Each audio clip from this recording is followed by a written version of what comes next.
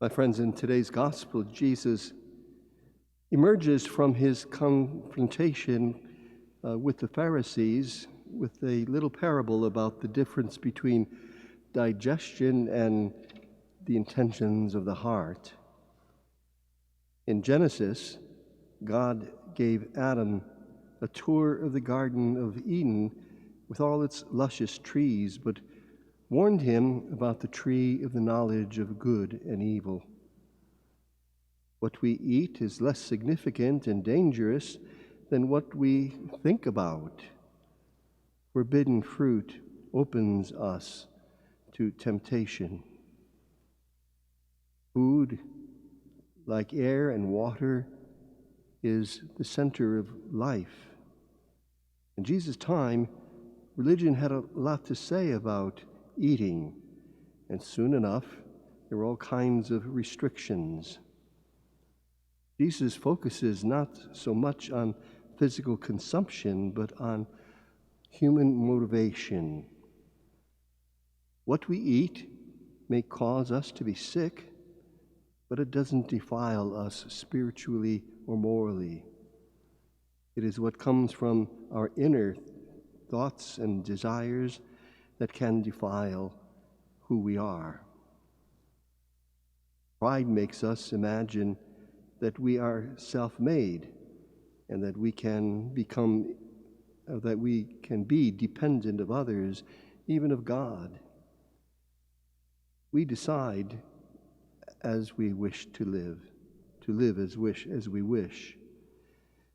A virtuous person sees the world and others not as objects of desire, but subjects worthy of respect. Breakdown of these principles is a source of sin and suffering in our world even today. God provided every imaginable resource to Adam, surrounded him with beauty and bounty and security, but Adam was childlike, innocent, and dependent. And so God tested Adam and Eve by telling them not to eat of the tree of knowledge. But it was God's adversary that seduced them with a lie that if you ate from the trees, they will become God's equal. Their eyes open, and their innocence is gone. Paradise vanishes, and the story of our salvation is set into motion. God will send a second Adam to recover the purity of heart and freely choose what is good instead of what is evil. Jesus is our model.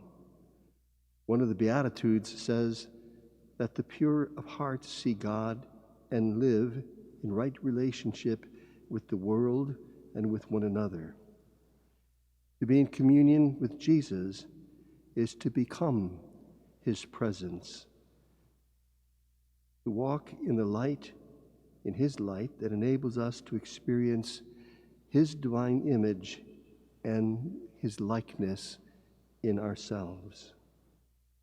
What we embrace in our hearts is truly what matters.